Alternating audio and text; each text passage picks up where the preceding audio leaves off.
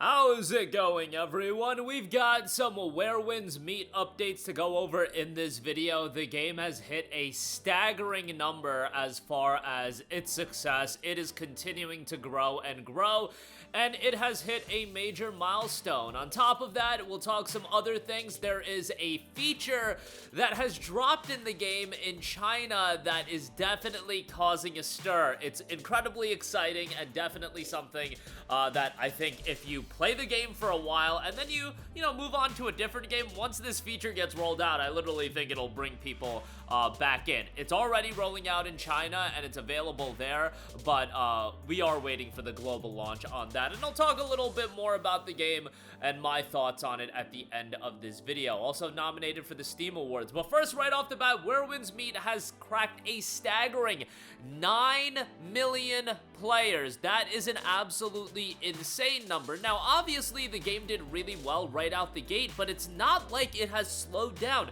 If you go on over to Steam, as of the recording of this video, the concurrent player count, because, again, this is the most publicly available data set, we can't find the PlayStation numbers or anything like that, but the concurrent player count on Steam is 189,000 players. The game did peak at like 250k, but being at 190k right now, that's incredibly successful. That's actually showing that the game has some sort of sustainability. And you might say that, hey, the game came out 2 weeks ago, obviously it'll still be active, but sometimes a week after release, 2 weeks after release is where you see a game really fall off. Now, ultimately, we'll get a much better idea 6 weeks from now, 8 weeks from now, like around that range is really where you can see where a game is going to settle in. And I know that there has been some criticism on the game's level gating and it kind of pausing the progress. That's the one aspect of this game's design that I am not crazy about. I'm not crazy about level gating at all in any game. I just think it's not something ideal. I have seen the argument be made that, hey, it kind of keeps a lot of people at even footing and it doesn't let people no-life the game and get super far ahead, etc., etc. I personally am playing Where Winds Meet as more of a solo experience, and that was my time. Going into this game, that's why I was personally so excited for it, is the idea that it is this free game, but there is this element of you could play this game totally solo and pretty much as a single player open world action RPG and still have a great time, and for the most part you can. The monetization is not egregious in the sense of, oh, it's gonna block you from progressing in the game or there's gonna be power creeps, and we'll talk more about that as well, but it doesn't do any of that. The level gating does halt you a little bit. Also, though, you can make the argument that it kind of pauses you and makes you smell the roses a little bit, because this is such a gorgeous world. The design of the game from a world aesthetic standpoint is so gorgeous that bum rushing from point A to point B consecutively, like over and over again, maybe isn't the ideal way to experience this game. However, again, as far as my intake of a game like this and what I wanted out of a game, level gating is just something that I'm not crazy about. But that does bring me to my next point. The Where Winds Meet developers have noted that they promise to never sell power or become a pay-to-win title, and I think this is something that we have constantly been talking about. First shared by a Twitter user, a new message was added to Where Winds Meet for players that boot up the game, one of which talks about the game's approach to monetization. To put it simply, as noted on the gamer, the message serves as a promise from Everstone itself that Where Winds Meet will never go down the pay-to-win path, and that it'll only ever charge for potential optional cosmetics, and if you do want to buy that. Where Winds Meet doesn't gate content behind paywalls or force you down predetermined paths. PvP, PvE, casual activities, everything is free and everything rewards progression materials. Play what you love, ignore what you don't. The reward follows your choices, not the other way around. Our monetization focuses on appearance, battle passes, and monthly passes. Let us be clear, we have no pay to win here. And there is this idea of, yeah, that makes a lot of sense, because it is very much a balancing act.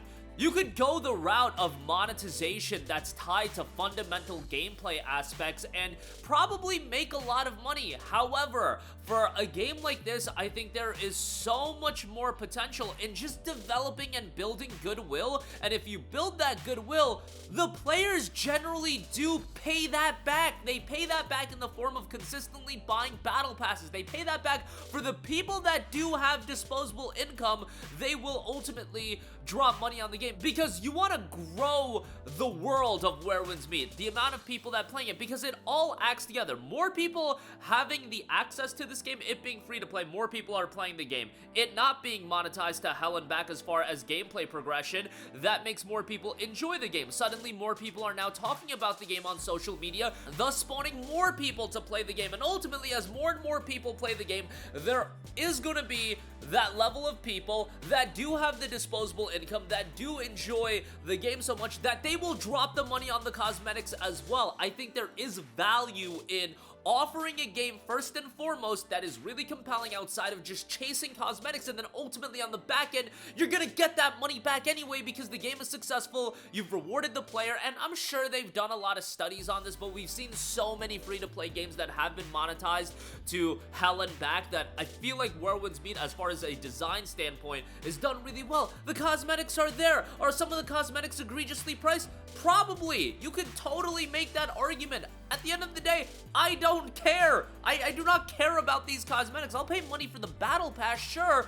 Beyond that, paying a lot of money for cosmetics, I'm not gonna do that. And if you don't even want to buy the battle pass, you don't even have to do that. I just think if you're playing a game consistently, I can throw a couple bucks for the battle pass if it's not overpriced. I think that's fine. If I'm getting consistent enjoyment out of the game, that's what I'll give a game like Where Winds Meet. And for me, I'm not even gonna buy every single battle pass that comes out because there's a window of time that I'm gonna play the game and then I'm gonna move on. I'm not gonna be one of these people that play the game perpetually year round. If you want to do that, great. They're gonna give you consistent updates and there's reason for that. But like I said, I'm a solo player and my fundamental thought process in how I play any game is gonna be from the idea of playing games that I have in the past as far as single player games. And I think a lot of people went into that game that way, and it does create a little bit of a different style of game, being that it is a free-to-play game. You can play it totally solo, and that's a little bit different than a lot of other games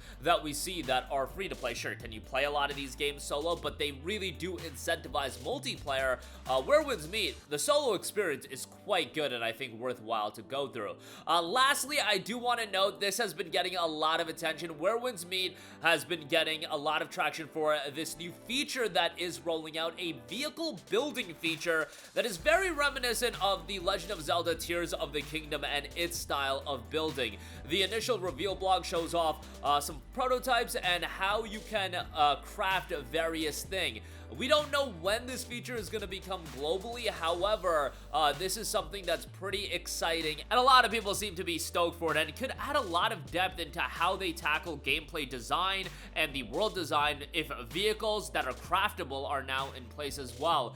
The developer noted that this is via Google Translate. It integrates the strengths of various crafts encompassing methods for constructing various components. It highlights some particular indispensable core parts, the Celestial Hub, which acts as a centerpiece and is capable of carrying immense weight, and the square round rod, which is connected by links, controls direction, and also controls the Celestial Hub's power. Think of them a bit like your engine. Once the Wanderer masters these skills, they can assemble various mechanisms into exquisite creation. Whether for transporting goods or simply for fun, if the Wanderer can imagine it, they may be able to assemble it. Some Wanderers dare to fly with just a few planks of wood and a propeller. Presumably, this would be faster and safer to traverse steep mountains. Well, perhaps. Pretty interesting. This is definitely a significant layer to the gameplay of Where Winds Meet, and something like that is incredibly exciting. Probably going to be a while before it rolls out globally, but something to keep an eye on, and I'll certainly let you guys know when that update does drop. One final thing I actually do want to note as well, you can nominate Where Winds Meet for the Steam Awards right now if you did really enjoy the game.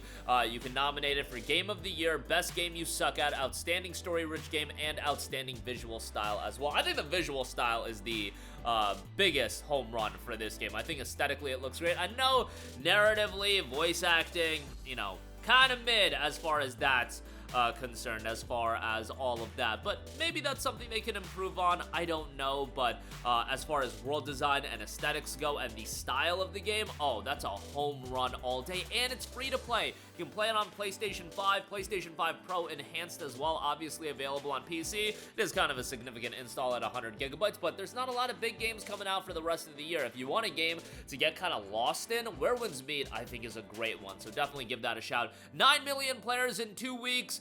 No monetization will be added as far as getting more powerful in the game and becoming pay to win, so that is phenomenal. And that build feature, I think, is going to be something that gets a lot of attention. That's actually one element of the game also I think can get a lot of traction on social media, like clips being shared around on social media. I think that could do very, very well. But that's going to do it for me. Let me know all of your thoughts in the comment section down below. As always, sound off there. Thank you for watching, and goodbye.